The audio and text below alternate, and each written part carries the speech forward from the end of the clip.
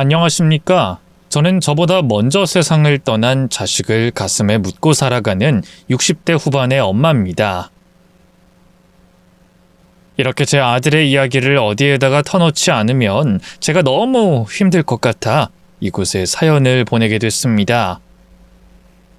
얼마나 답답한 일을 겪었길래 이곳에 나왔나 많이들 궁금하실 거예요.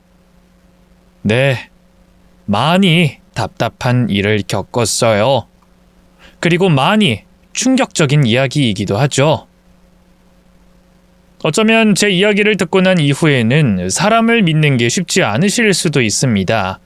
하지만 어느 이야기에나 교훈이 있듯 제 사연을 통해 여러분께서 주의하실 일은 없는지 다시 한번 생각하게 되는 일이 되길 바라며 제 사연을 시작해 보겠습니다.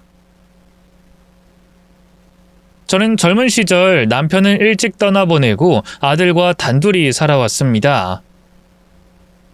아버지를 일찍 잃은 아들이 가여웠던 저는 아들에게 늘 뭐든 해주고 싶은 마음뿐이었어요.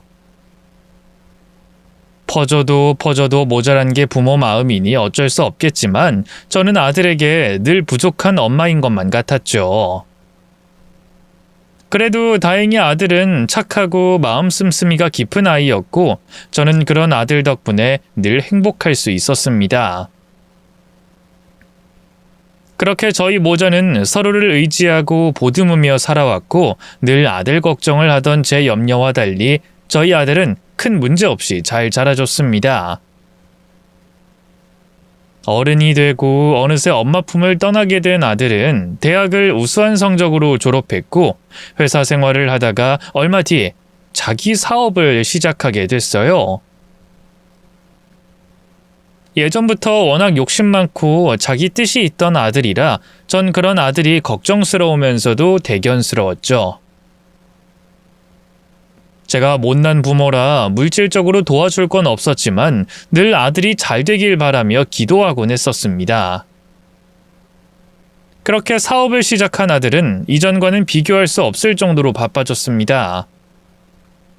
워낙 열심히 살던 아들이라 회사 생활할 때에도 바빠 보였지만 사업을 시작하고 난 이후에는 제가 부르기가 미안할 정도로 바빠 보이더라고요. 아무래도 자기 사업을 하다 보니 그만큼 책임감이 더 커졌을 것이고 월급쟁이 신세일 때와는 마음가짐부터 달랐으니 어쩔 수 없었겠죠. 그걸 저도 알고 있어서 바쁜 아들을 더 챙겨주려 했고 일밖에 모르는 아들을 이해하려 했지만 점점 세월이 흐르면서 나이 들어가는 아들의 얼굴을 보며 저도 모르게 조바심이 날 수밖에 없었습니다. 저희 아들 또래의 다른 집 자식들은 하나둘 장가를 가고 그 사이 자식을 낳아 사는 동안 저희 아들은 결혼할 생각이 없는 미혼이었거든요. 물론 저희 아들이 어디 모자란 곳이 있어서 혼자였던 건 아니었습니다. 팔불출 자식 자랑 같을진 모르겠지만 저희 아들이 어디 가서 빠지는 편은 아니었거든요.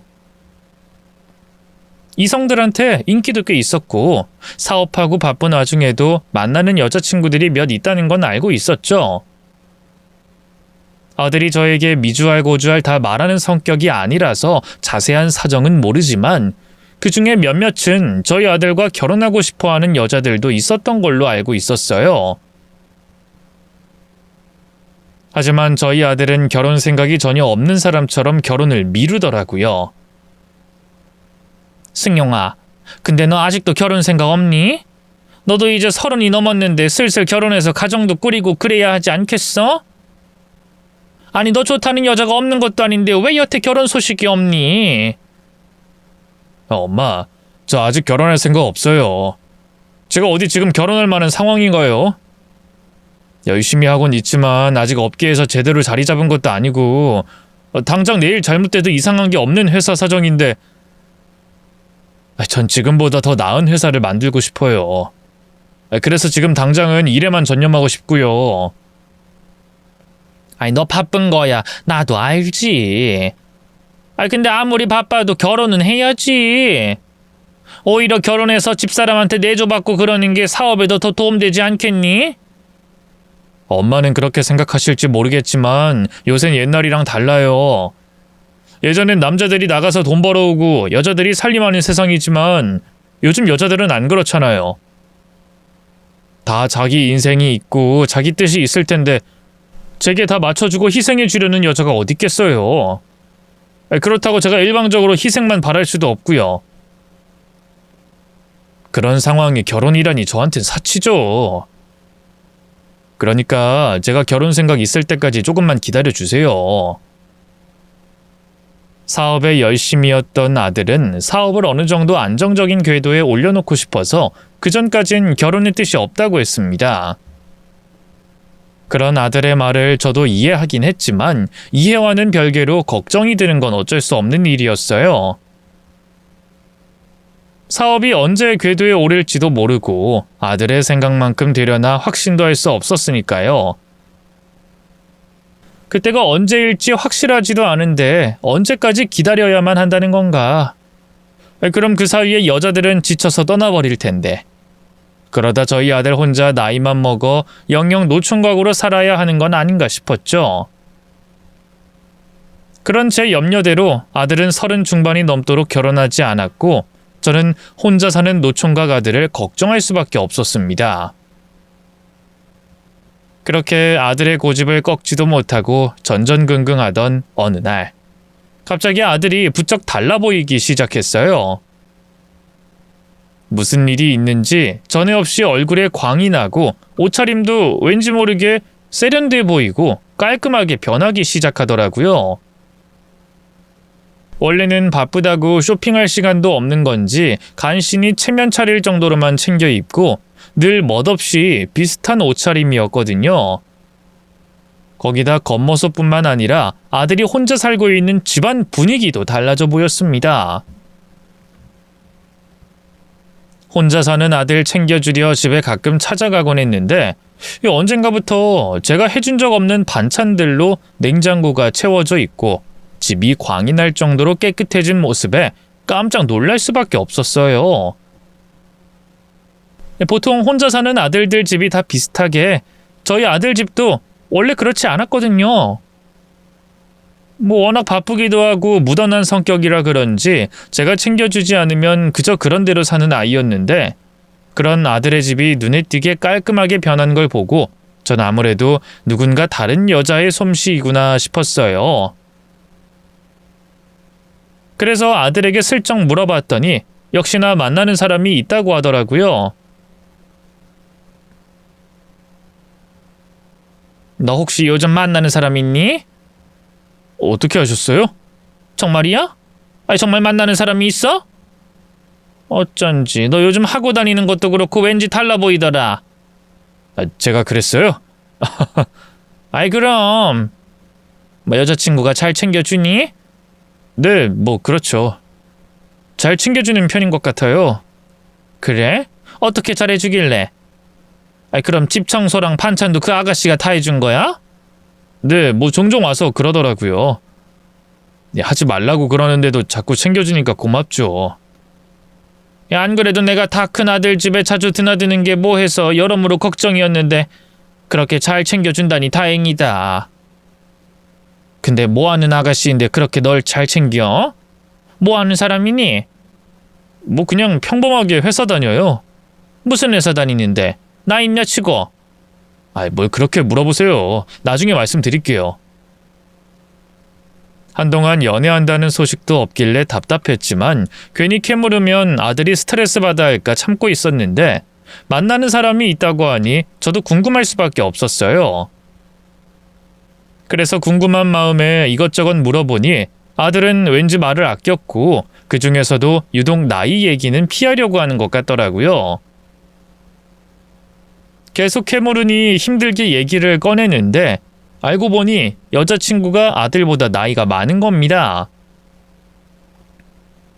우리 아들도 노총각인데 그보다 더 많다니 충격일 수밖에 없었지만 그래도 아들이 진지하게 누굴 만난다는 게 좋았던 저는 그게 어딘가 싶어 그냥 이해하려 했습니다. 나이가 마음에 걸리긴 했지만 그래서인지 어린 여자아이들과 달리 속이 깊은 듯한 모습에 다행스럽기도 했어요. 여자친구가 아들을 어찌나 챙기는지 떨어져 사는 제가 보기에도 아들의 변화가 느껴질 정도로 지극정성인 아들의 여자친구에 저는 아들의 연애를 묵묵히 응원해줬습니다. 그렇게 제가 여자친구의 나이를 문제 삼지 않자 아들은 그제서야 안심이 됐는지 그때부터 여자친구 얘기를 제대로 해주기 시작했어요. 알고 보니 두 사람이 만난 지가 벌써 1년이 되었다며 아들은 신이 나서 그동안 여자친구가 자신에게 얼마나 잘해줬는지 떠들기 시작했죠. 얘기만 들어보면 조선시대 연려가 부럽지 않을 정도로 정말 저희 아들을 사랑하고 아껴주는 것 같더라고요. 저도 연애 안 해본 건 아니지만 이런 여잔 정말 처음이에요.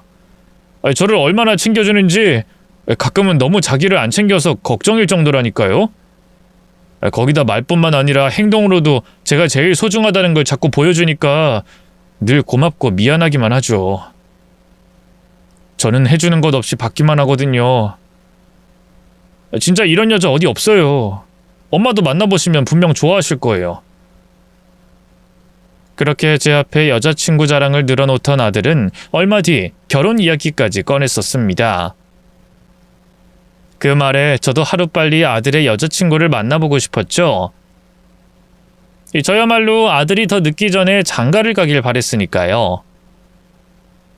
그렇게 서둘러 약속을 잡게 된 저는 예비 며느리를 만나게 되며 긴장이 될 수밖에 없었습니다.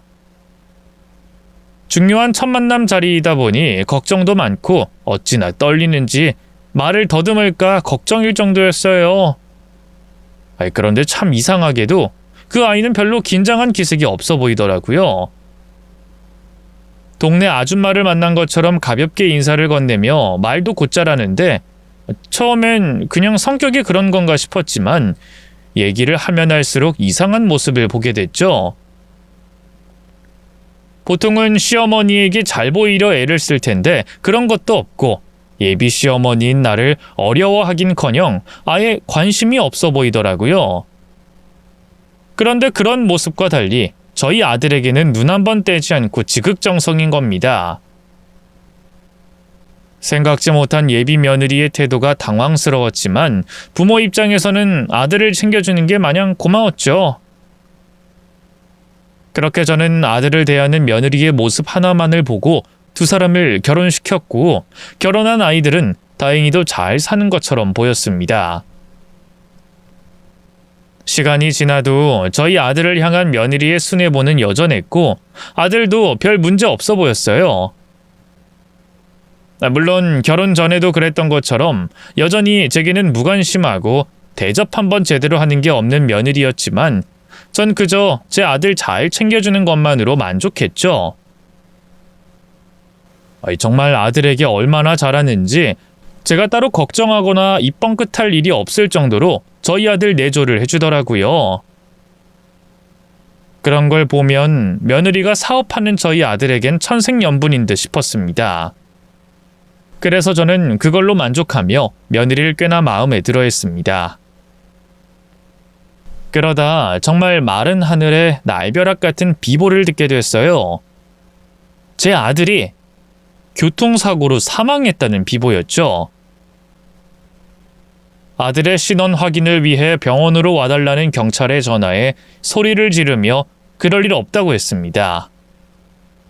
언제나 항상 효자인 제 아들이었고 아직 젊디 젊은 내 아들이 저보다 먼저 세상을 떠나는 불효를 저지를 리가 없는데 죽었다니 이건 뭔가 잘못된 거라고 제 아들이 아닐 거라며 부정할 수밖에 없었죠.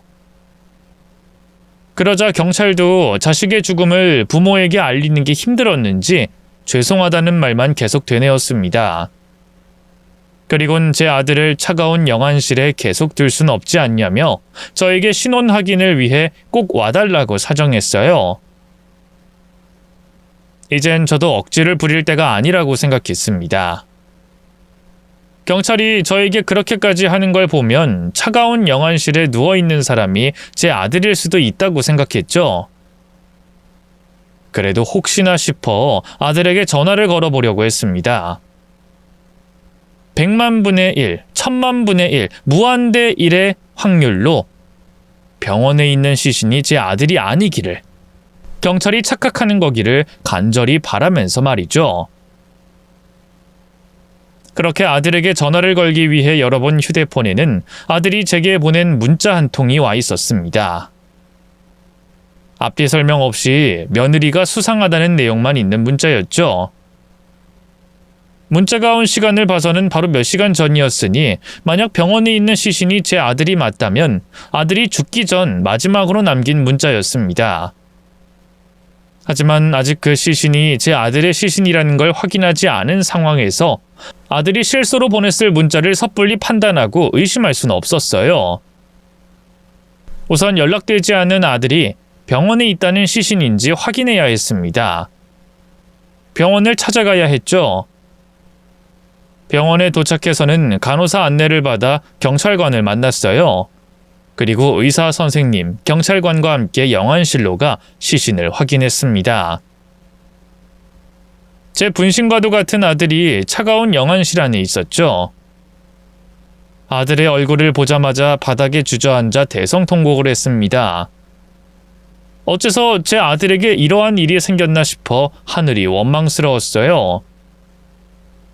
데려가려면 살 만큼 산 저를 데려갈 것이지 아직 별처럼 빛날 시간이 많은 제 아들을 데려가나 싶었죠. 아들의 사망을 눈으로 확인하고 정신없이 울고 있었을 그때 며느리가 영안실 안으로 들어왔습니다. 그리고 제가 그랬던 것처럼 아들의 시신을 확인하고는 제 앞에서 오열했죠. 그땐 아무런 생각 없이 남편을 잃은 며느리가 너무 불쌍해 오열하는 며느리를 끌어안고 같이 오열했습니다. 그렇게 한참을 며느리와 오열하다 경찰관들이 저희를 진정시키고 아들이 어떻게 하다 사고가 났는지 설명해줬죠. 경찰은 아들이 과속운전을 하다가 사고가 났다며 설명했습니다. 과속하게 된 경위에 대해서는 현재 조사 중에 있지만 과속한 아들의 차량을 목격하고 신고한 운전자들의 증언에 의하면 외부의 개입 없이 아들 혼자 운전하다 사고가 난 것 같다고 말했어요. 저는 그 경찰의 설명이 이상하게 느껴졌습니다. 제 아들은 절대 과속을 할 아이가 아니었거든요. 이 세상에 절대라는 말이 얼마나 쉽게 말해서는 안 되는 단어인진 알았지만 경찰이 설명한 그 부분에 대해서는 절대라는 말을 할 수 있을 정도였어요. 제 아들은 아무도 없는 시골길 도로 표지판도 지키는 아이였습니다. 규정 속도를 지킨다며 뒤에서 클락션을 울려도 뒤에 차량이 옆으로부터 욕을 해도 법이 그렇다며 규정이 그렇다며 앞뒤 꽉 막힌 소리를 하는 아이였어요. 그래서 운전면허증을 따고 단 한 번도 교통법규를 위반한 적이 없었습니다. 그런 아이가 과속으로 사고가 났다? 이건 경찰이 밝혀내지 못한 무엇인가가 있다는 말이었죠. 아들의 과속을 인정할 수 없던 저는 경찰에게 항의하며 단순 사고가 아닌 사건으로 조사를 부탁했습니다. 아니요. 저희 아들은 절대 과속할 아이가 아니라고요. 경찰이면 제 아들 기록 한번 보세요. 10몇 년 동안 운전하면서 단 한 번도 딱지 하나 끊긴 적 없던 아이였다고요. 오히려 교통수칙을 너무 잘 지켜서 욕먹던 아이인데 그런 애가 과속을 하는 게 말이 된다고 생각해요? 음주도 아니라면서요. 그럼 다른 이유가 있을 거 아닙니까? 어머님 심정은 저희도 이해합니다. 아드님께서 이렇게 되신 걸 믿기 힘드시겠죠? 근데 찍힌 기록과 정황이 사고 외에는 다른 걸 가리키지 않습니다. 아까 저희가 조금 더 조사를 해야 한다는 건 의약품이나 약물과 관련돼 있을 수도 있다는 걸 둘러서 말씀드린 거였어요. 저희도 모든 가능성에 대해서 열어두고 조사 중에 있습니다. 모든 건 조사가 끝난 뒤에 명확해질 테니 힘드시겠지만 그때까지 참고 기다려주세요. 조사 중에 어머님 말씀처럼 이상한 부분이 있으면 저희가 꼭 수사하겠습니다.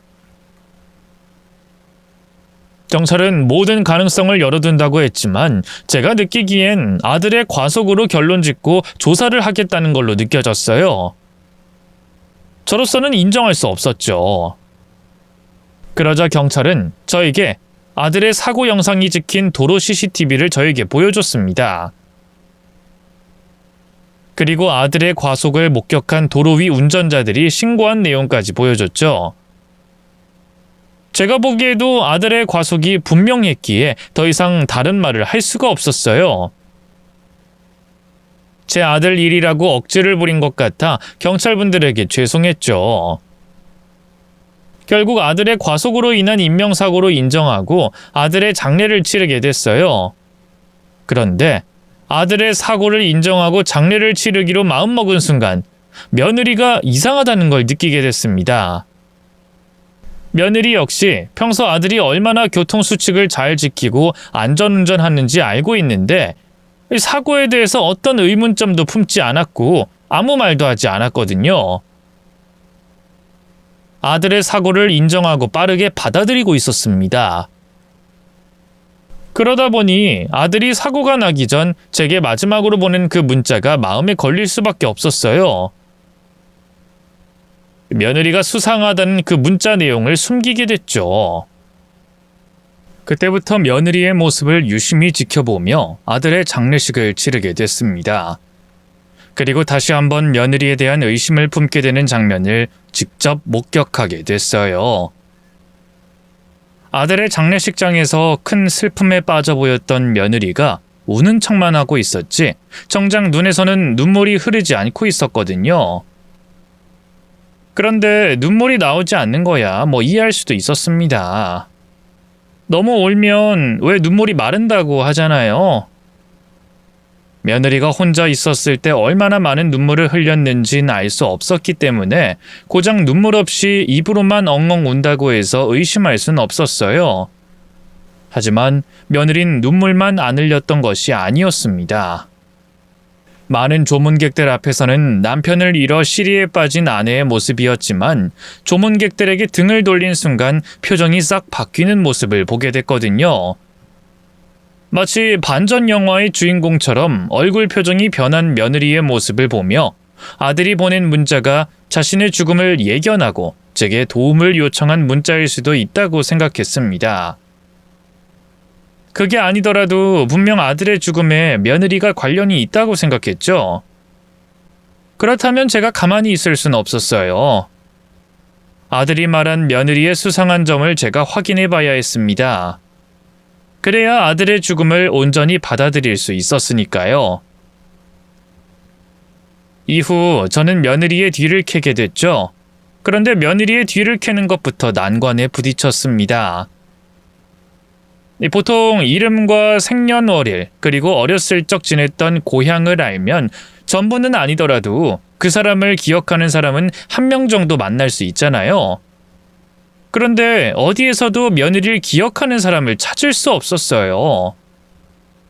그렇다고 며느리에게 또는 사돈에게 연락해 물어볼 수도 없는 노릇이었으니 가슴이 답답한 시간만 흐르고 있었죠.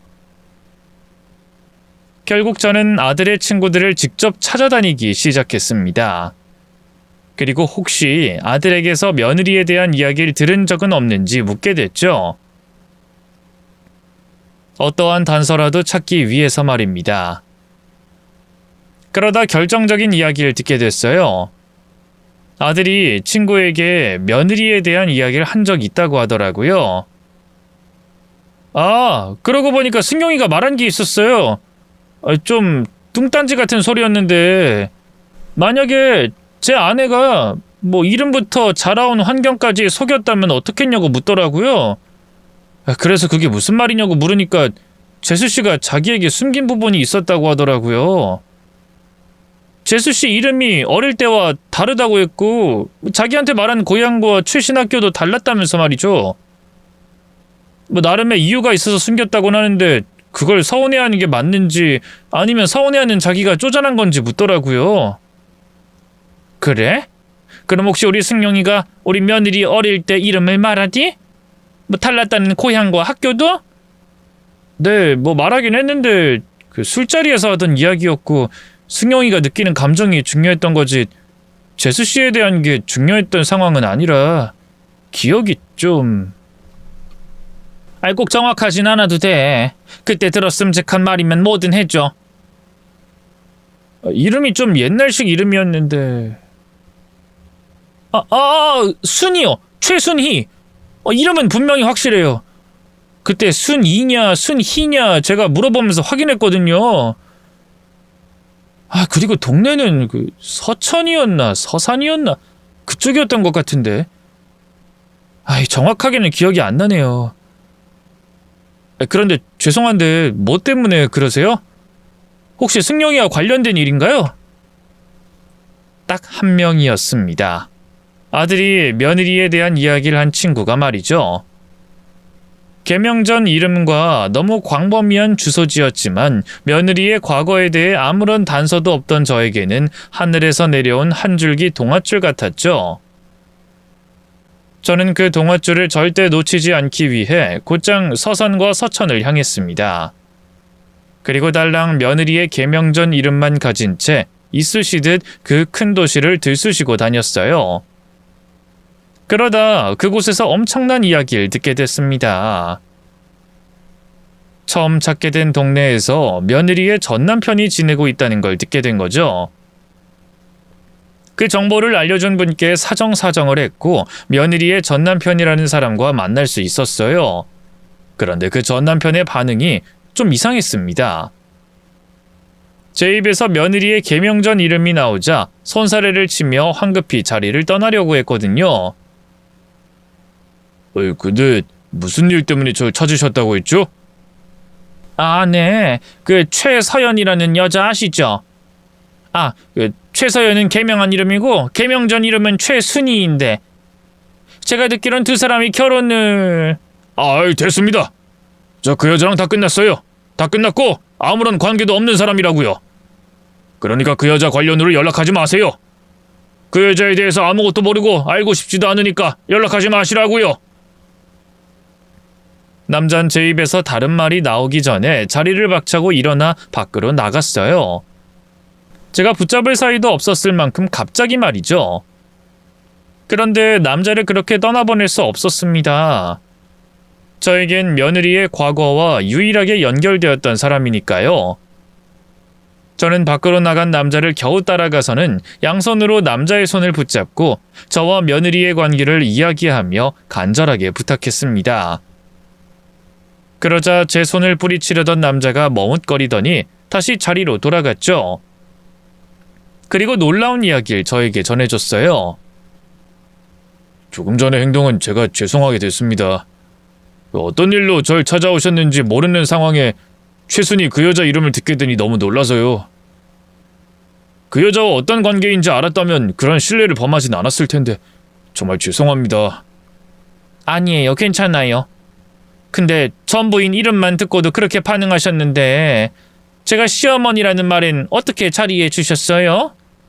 그 여자가 어떤 사람인지 알고 그러니까 아주머니께서 저희 어머니이실 수도 있겠구나 싶어서요. 그러면 어떤 도움이든 드려야 할 것 같았습니다. 순이가 어떤 사람인지 안다고요? 그럼 순이와 결혼 생활하시면서 무슨 일이 있었나요? 아마 아드님이 겪으신 일과 비슷한 일을 겪었다고 생각하는데 아드님께서 무슨 일을 겪으셨는지 아직 모르시나 봐요? 네, 그걸 확인해 보려고 이렇게 딸랑 개명 전 이름 하나 가지고 찾아온 거예요. 순이랑 사는 동안 무슨 일이 있었나요? 그리고 제 아들과 같은 일을 겪었다고 어떻게 확신하세요? 알 수밖에 없죠. 그 여잔 옆에 있는 사람이 누구든 그럴 사람이고 저 다음 사람에게도 똑같이 했다는 얘기를 듣기도 했으니까요. 그 여자와 같이 살았던 2년은 저에게 정말 지옥 같은 2년이었습니다. 2년 동안 매일매일 매분 매초 그 미저리 같은 여자에게 시달렸으니까요.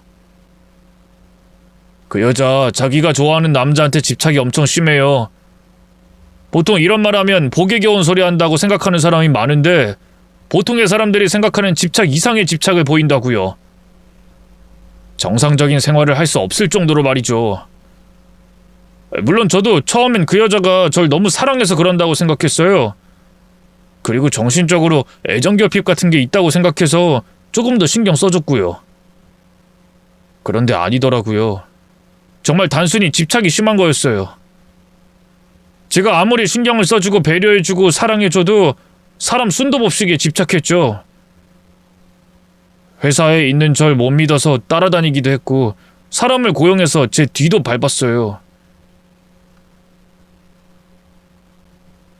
휴대폰을 복사해서 제가 다른 사람들과 연락을 주고받는 걸 모두 감시했고 제가 베는 베개며 속옷이며 들고 다니는 가방에까지 여자를 쫓는 부적을 몰래 숨겨놓기도 했어요. 그렇다고 제가 외도나 실수를 저질렀던 것도 아니었습니다. 신혼이었고 아내에게 애정결핍이 있다고 생각했기 때문에 오히려 밖에 사람들 만나는 건 줄이면서까지 그 여자 옆에 있어주려고 했어요. 그런데도 절 못 믿더라고요. 그리고 그렇게까지 하는데도 제가 여자를 만난다고 의심했고요. 아무리 설명해도 제 말을 믿지 않고 자기 상상을 기정사실인 것처럼 얘기하는 그 여자에게 답답했지만 그래도 그 여자 입장에서 이해하고 끝까지 해명하려고 했습니다. 그래서 제 휴대폰도 그 여자에게 맡긴 채 생활했고 회사에 휴가까지 쓰면서 1분 1초도 떨어지지 않고 같이 있었어요. 그런데도 제가 화장실을 간 몇 초 사이에 냉장고를 열어본 그 잠깐 동안 바람 피우고 있는 여자와 연락했다고 말하더군요. 그 이야기를 듣고 병원에 데려가서 치료를 받아야겠다 생각했습니다. 근데 그 여잔 제가 대놓고 바람을 피우려고 한다고 생각하더군요. 그러더니 제가 자는 동안 절 묶고는 놓아주지 않았어요. 마치 사육하듯이 말이죠. 그때부터 그 사람이 제정신이 아니라는 걸 알았습니다. 그래서 제 가족들 덕분에 그 여자에게 벗어나 풀려났을 때 바로 이혼하게 됐죠. 그리고 당시 장인 장모님이던 분들께 그 여자의 상태에 대해서 얘기하고 치료를 받아야 한다고 얘기했어요. 그런데 나중에 알고 보니 제 얘기를 무시한 건지 아니면 자기 딸에게 문제가 없다고 생각한 건지 결국 치료를 받지 않았다고 하더라고요. 뭐 저와는 아예 상관없는 일이라고 생각해서 무시했지만요. 그런데 저와 상관없는 일이 아니었어요. 그 여자가 다시 절 찾아와서 다시 괴롭히기 시작했거든요. 그 여잔 그때도 우리가 이혼하게 된 게 저에게 다른 여자가 생겼기 때문이라고 믿었어요. 그러면서 절대 저와 헤어질 수 없다며 다른 여자가 있어도 자기가 잘하겠다고 제 마음을 돌리게 만들겠다며 다시 시작하자고 하더라고요. 존재하지 않는 가상의 여자를 만들어 놓고 자기 혼자 북치고 장구치는 모습에 그 여자가 무서워졌습니다. 그래서 최대한 마주치지 않고 무시하려고 했죠. 그러자 제 뒤를 24시간 쫓아다니기 시작하더라고요. 집, 직장 할 것 없이 제게 협박 편지를 보냈고 회사 사람이든 학교 동창이든 여자를 만나면 그 사람에게 쫓아가서 저와는 무슨 관계냐고 당신이 자기 남편 꼬신 거냐며 난동을 피웠습니다. 거기다 제 주변 사람들에게 자기 머릿속에 있는 상상을 마치 사실인 것처럼 떠들고 다녔어요. 제가 다른 여자를 만나기 위해 자기를 미친 사람으로 몰아넣고 이혼했다는 말을 퍼뜨리면서 말이죠. 육체적으로 피곤한 건 물론이고 정신적으로도 너무 피폐했어요. 결국 경찰에 그 여자를 스토킹으로 신고하게 됐죠. 그런데 제가 남자기도 하고 멀리서 지켜보는 것과 전화를 걸어온 것만으론 피해 입었다고 말할 수 없다면서 경고 조치밖에 할 수 없다고 했습니다. 대신 여자가 제 주변을 맴돌면 바로 출동하겠다며 신고하라고 하더군요. 여자 때문에 일상생활을 할 수 없던 저로서는 답답했지만 어떻게 할 방법이 없었습니다. 그래도 제가 경고하는 게 아니라 경찰에 신고하기도 했고 다음번엔 경고로 그치지 않을 거라는 말까지 들었으니 한동안 조심할 거라고 생각했어요. 근데 그 여잔 멈출 생각이 없었어요. 오히려 더한 행동으로 절 감시하려고 했죠. 제 집에서 그 여자가 설치한 몰래카메라가 나왔거든요. 집을 정리하다가 이상한 게 보여서 꺼내봤는데 작은 소형 카메라였어요. 그런데 인터넷에 확인해보니 그게 실시간으로 외부에 송출되기도 한다고 하더라고요. 제가 설치한 적이 없는 카메라가 제 집에 설치됐다는 걸 보고 분명히 그 여자가 설치한 거라고 생각할 수밖에 없었어요. 건물 내에 있는 CCTV를 이용해 저희 집에 카메라를 설치한 사람이 누군지 확인해봤죠. 그리고 제 생각이 맞았다는 걸 확인했습니다. 어떻게 저희 집 비밀번호를 알아냈는지 저희 집에서 발견하던 카메라와 똑같이 생긴 카메라를 들고 저희 집으로 들어가더군요. 정말 무서웠어요. 그 여자가 카메라만 두고 온 걸 다행이라고 생각했을 만큼 말이죠. 만약 그 여자가 전에 절 묻고 가뒀던 것처럼 했거나 더한 짓을 했을 수도 있었으니까요. 저는 영상을 보자마자 경찰에게 신고했고 그 여잔 주거침입과 협박 그리고 스토킹으로 처벌받게 됐어요. 짧았지만 교도소에 수감돼서 형을 살았거든요. 이후 저는 사는 곳도 연락처도 바꿨고 직장도 옮겨 그 여자가 찾아올 수 없게 숨었습니다. 그렇게 몇 년 동안 부모님 댁을 가는 것도 조심스러워하면서 지냈는데 그 여자 소식을 듣게 됐어요. 출소 후에 다른 남자를 만나 결혼했다는 이야기를 말이죠. 그제야 좀 안심이 됐고 이제 그 여자와 제 악연은 끝이 났다고 생각했습니다. 정말 끝이 나기도 했고요. 그런데 저도 사람인지라 어쩔 수 없이 그 여자가 어떻게 사는지 궁금하더라고요. 난 몇 년 동안 그 여자 때문에 공포에 떨면서 살았는데 그 여자는 행복한 삶을 사는 게 공평한 일인가 싶었고 또 재혼했다는 그 남자는 문제없이 그 여자와 살고 있을까 싶었죠. 그래서 정말 조심스럽게 알아봤는데 마침 그 재혼했다는 남자도 저와 같은 일을 당하고 그 여자와 이혼 소송 중에 있다고 하더라고요. 그 소식을 듣고 괜히 기웃거리다 그 여자에게 다시 시달리면 어쩌나 싶어서 더는 관심 가지지 않았습니다. 그래서 그 이후의 일은 잘 모르지만 아주머니께서 그 여자에 관해 묻기 위해 절 찾아오신 걸 보니 알 수 있었어요. 아드님께서 저와 비슷한 일을 당했다는 걸요. 며느리의 전 남편은 상상하는 것만으로도 무서운지 이야기를 제게 해주는 동안 불안한 표정을 짓고 몸을 떨고 있었습니다. 그 이야기와 모습을 보면서 저는 마치 쇠망치로 머리를 맞은 듯한 기분이었죠. 그리고 제 아들의 사고와 관련이 있을 수 있다고 생각했습니다. 하지만 한 사람만의 이야기를 듣고 모든 걸 결론 지을 수 없었기 때문에 전 며느리의 첫 남편이었던 남자에게 부탁해 며느리와 재혼했다던 남자를 찾을 방법이 있는지 물어봤죠. 다행히 며느리가 재혼한 남자와 첫 남편의 지인이 겹쳐 연락처를 얻을 수 있었어요. 저는 며느리와 재혼했다는 남자를 찾아갔죠. 그리고 또 같은 이야기를 듣게 됐습니다. 며느리의 두 번째 남편 역시 며느리를 언급하는 것만으로도 치를 떨었고 웬만해서는 엮이고 싶지 않아 했어요. 이번에도 제가 빌고 빌어 며느리와 있었던 이야기를 들을 수가 있었죠. 며느리의 첫 남편에게 들었던 것과 다를 게 없었습니다만 하나 충격적인 게 있었어요. 며느리 집착에 당한 피해자가 총 5명이라고 그중 3명과는 결혼식을 올렸다는 말이었습니다. 그러니까 첫 남편과 두 번째 남편 이외에 한 명의 남편이 더 있었고 식은 올리지 않고 동거한 남자가 2이나 있었다고 했죠. 그리고 고생 끝에 그 남자들을 다 만났는데 마치 사전에 모여 입이라도 맞춘 것처럼 똑같은 반응, 똑같은 말을 했어요. 며느리에게 겪은 일들도 다들 같았고요. 그쯤 되니 혹시 며느리와 제 아들의 사고가 관련되어 있지 않을까 싶었던 의심에서 그랬을 거라는 확신으로 변하고 있었어요. 거기다 제 확신을 뒷받침해주는 증언들도 속속히 튀어나왔죠. 며느리에 대해 이야기를 나눴던 남자들 중 몇몇이 며느리 때문에 아들처럼 교통사고가 났을 뻔한 적이 있다고 말해줬거든요. 그거 단순한 사고 아닐 수도 있습니다. 저도 순애 개 때문에 사고 날 뻔했거든요. 제가 지은 죄도 없는데 순이 개가 쫓아온다는 걸 알고 피해서 도망친 적이 있어요. 뭐 저야 운이 좋아서 사고가 나지 않았지만 그땐 제정신이 아닌 공포심이 극에 달해서 무조건 순이 개를 떼어내야 한다는 생각 하나로 미친 듯이 고개 운전을 했다고요. 아마 다른 사람들은 이해를 못할 거예요. 내려서 순이 걔한테 화를 내도 될 거고 따라오든 말든 운전하면 될 거라고 생각할 건데 그건 순이한테 안 당해본 사람들이나 할 수 있는 말일 겁니다. 그런데 순이 걔가 어떤 아이인지 또 직접 당해보면 그런 말 나오지 않는다고요. 아마 아드님도 저와 비슷한 상황이었을 거예요. 분명히 순이 걔 피한다고 위험하게 운전하다 사고가 났을 거라고요.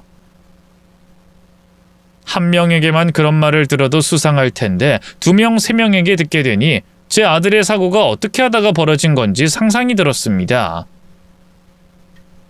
며느리의 이전 남자들과 모두 대화를 마쳤던 저는 확신을 가지고 사고가 벌어진 그날의 진실을 파헤치기 시작했어요. 그리고 며느리가 제 아들에게 어떤 짓을 했을지 확인도 했죠. 가장 먼저 확인할 수 있었던 건 아들의 통화 기록이었습니다. 아들의 휴대폰이 있었으면 더 빨리 확인할 수 있었을 텐데 사고 당시 휴대폰도 같이 화재로 손실되어 제가 확인할 수 있는 건 통신사에 남아있는 통화 기록뿐이었죠. 그래도 다행이었습니다. 그곳에는 아니나 다를까 아들에게도 며느리의 집착이 시작됐다는 기록이 남아있었거든요. 며느리는 하루에 수십 수백 통의 연락을 아들에게 했습니다. 그리고 사고가 났던 그날 역시도 무슨 일이 있었는지 오전에만 100통이 넘는 전화를 걸었어요. 하지만 그것만 가지고는 며느리가 아들의 사고와 관련이 있다는 것과 연관 지을 수는 없었습니다. 결정적인 증거가 필요했죠. 그래서 경찰서에 찾아가 부탁을 했습니다. 아들 사고와 관련된 영상을 한 번만 더 확인시켜 달라고요. 또 사고가 발생하기 전 더 앞선 도로의 CCTV도 확인해 보고 싶다고 말이죠. 당연히 경찰 측에서는 이미 다 끝난 일이었고 저에게 몇 번이고 사고 발생이 찍힌 CCTV를 보여줬기 때문에 거절했습니다. 하지만 집에도 돌아가지 않고 그 자리에서 서서 애원하는 제 모습에 지독하다고 생각했는지 안타깝다고 생각했는지 기존의 입장을 바꿔 마지막으로 한 번만 더 확인시켜 주겠다고 약속해줬죠. 그렇게 경찰 측에서 사고가 난 지점 이외에 더 앞선 지점까지의 도로 CCTV를 확보하고 난 뒤 제가 참관하여 동영상을 같이 보게 됐습니다. 저는 그 CCTV 동영상 안에 빠져들어갈 것처럼 집중해서 프레임 하나하나에 집중했어요. 그리고 동영상에 나왔던 모든 차량의 번호판을 빠짐없이 기록하고 있었습니다. 그러다 이상한 장면 하나를 목격하게 됐어요. 아들의 운전하는 방향과 정확히 일치하면서 아들 차량과 일정 거리를 유지하는 차의 모습을 확인하게 된 거죠. 그리고 어느 순간부터 아들이 조금씩 그 차를 의식하는 듯 차선과 상관없이 또 깜빡이를 켜지 않고 좌회전이나 우회전을 한다거나 속도를 줄이고 늘리는 등 이상 행동을 하는 모습이 찍혔죠. 아무것도 모르는 다른 사람들이 보기에는 음주운전이거나 제정신이 아닌 상태에서 운전하는 모습으로 비쳤겠지만 저는 다르게 보였어요. 그리고 아들의 뒤를 따라오는 차량 운전석에 누가 앉아 있을지 예상이 됐죠. 저는 그 자리에서 옆에 있던 경찰들에게 제가 직접 발로 뛰어 알아낸 사실을 알아냈습니다. 물론 경찰들은 황당하다는 표정이었어요. 이번에도 제가 아들의 죽음을 인정하지 못하고 정신나간 억지를 부린다고 생각하는 모습이었죠. 하지만 이번엔 제 이야기를 증명해줄 사람이 있었습니다.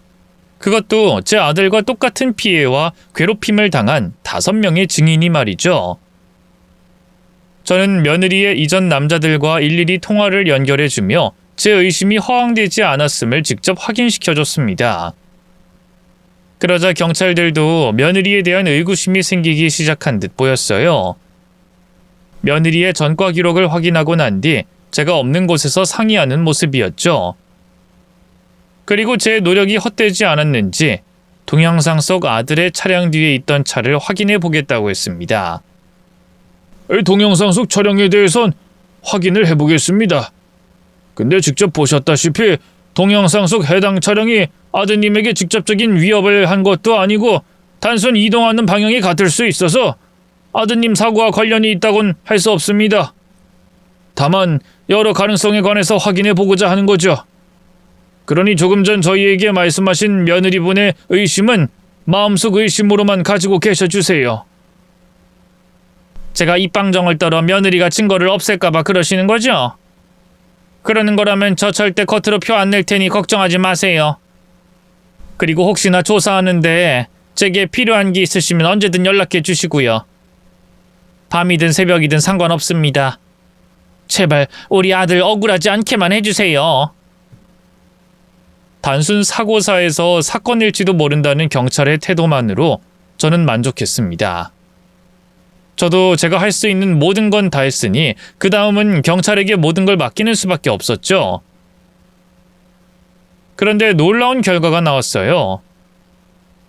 단순히 해당 차량을 조사해 보겠다는 경찰 입장에서 며느리에 대한 수사로 전환이 됐거든요.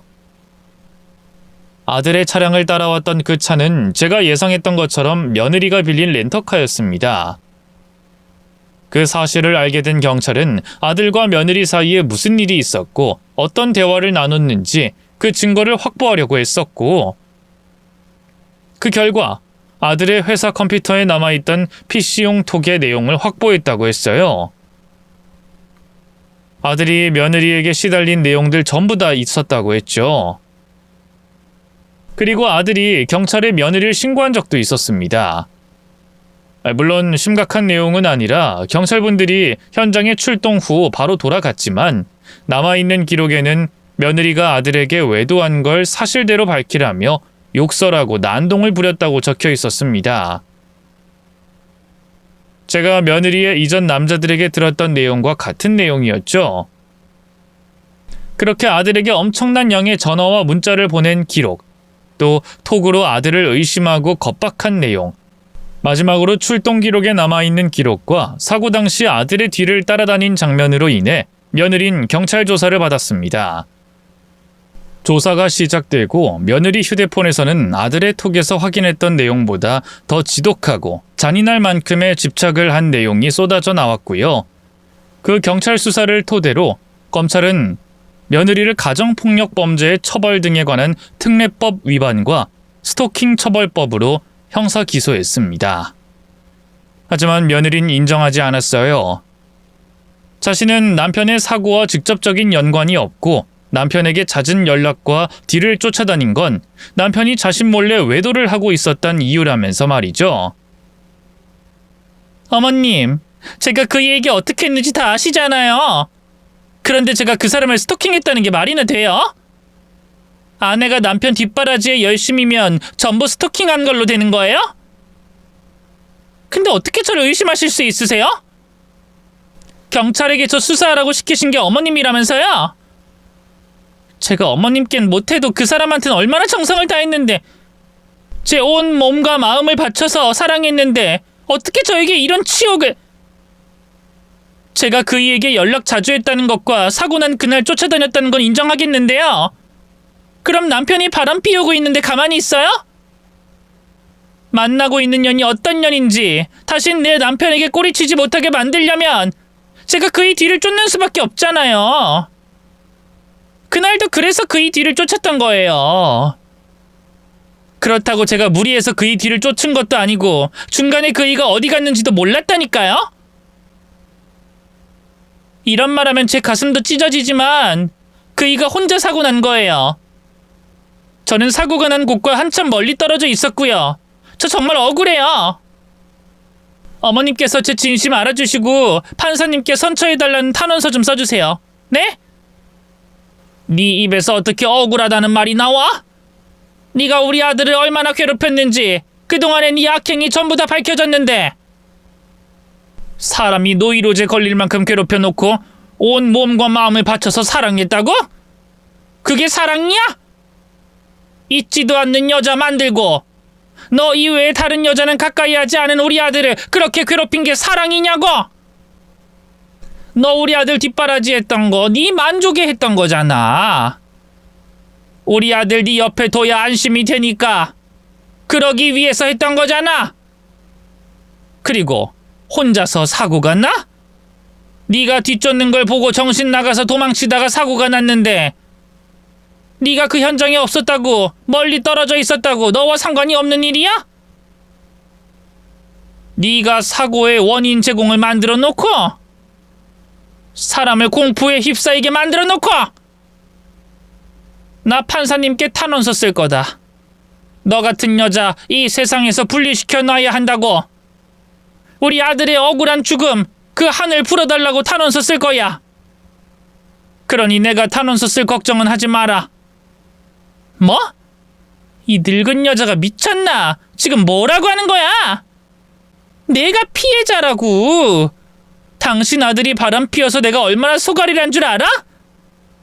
근데 어디서 당신 아들이 피해자라고 하는 거야?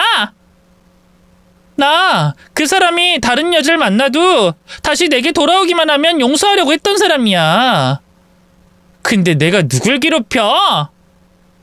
내가 그의 얼굴을 얼마나 사랑했는데. 당신이 내 사랑에 대해서 뭘 안다고 아는 척이야. 내가 반드시 무죄 받을 거야. 무죄 받고 당신이 내 사랑에 대해서 착각하고 있다는 걸 증명해 보이겠어. 며느린 제게 부탁한 탄원서가 원하는 대로 되지 않아서 그런지 아니면 자기의 사랑이 부정당해서 그런진 몰라도 제게 화를 내며 그동안 제 아들에게 했던 행동들을 사랑이라고 주장했어요. 그리고 그런 태도는 법원에 가서도 마찬가지였죠. 며느린 절대 인정하지 않았습니다. 오히려 검찰 측 입장에 불같이 화를 내며 가명에 절대 도움되지 않을 이야기까지 자기 입으로 술술 뱉었죠. 며느리의 한마디 한마디에 판사님은 물론이고 참관했던 방청객들까지 혀를 내둘렀습니다. 며느리의 변호를 맡았던 변호사마저 며느리를 변호하는 걸 포기할 정도였죠. 결국 며느리는 이전의 전과와 아들 사건의 증거들이 인정되며 또다시 교도소에 들어가게 됐습니다. 물론 아들의 사고와 직접적으로 관련은 없었지만 간접적으로 사고가 나게 유발한 점이 인정이 되었어요. 거기다 결혼 생활 동안 괴롭히고 스토킹한 혐의도 인정이 됐고요. 억울할 뻔했던 제 아들의 죽음은 며느리의 처벌로 사고가 아닌 사건으로 밝혀졌죠. 마지막 판결 후 안도했고 숨통이 트일 수 있었지만 마음은 절대 가볍지 않았습니다. 아들의 억울한 죽음은 밝혀낼 수 있었지만 그렇다고 아들이 살아 돌아오는 건 아니었으니까요. 아들의 사고 소식 이후 마음속에 얹혀졌던 무거운 마음의 짐은 그대로였죠. 그 마음의 짐은 지금도 그대로입니다. 사실 나이 들어 사는 맛을 느끼는 게 뭐가 있겠어요. 자식이 행복해하며 잘 사는 걸 지켜보는 것밖에 없는데 저는 그럴 수가 없으니 하루하루 무료하고 적적하기만 합니다. 그래서 빨리 저에게 주어진 명이 다해 하늘나라로 올라가 먼저 떠난 아들을 만나고 싶네요. 아들을 만나면 보고 싶었던 만큼 꽉 안아줄 겁니다. 그리고 아들이 다 터놓고 말할 수 없는 못난 엄마가 돼서 미안하다고 빌 거예요. 사고든 사건이든 엄마로서 지켜주지 못한 제 잘못을 빌면서 말이죠. 여러분께서는 저처럼 후회하지 마세요. 10길 물속은 알아도 한 길 사람 속은 모른다고 하지만 저와 같은 일 겪지 마시고 자식에게도 자주 사랑한다고 말해 주십시오. 그리고 자식을 꼭 지켜주세요. 그러면 저는 제 긴 한탄을 여기서 마치겠습니다. 읽어주셔서 감사하네요. 가족과 행복한 시간 보내시길 바라며 저는 이만 들어가 보겠습니다. 안녕히 계세요.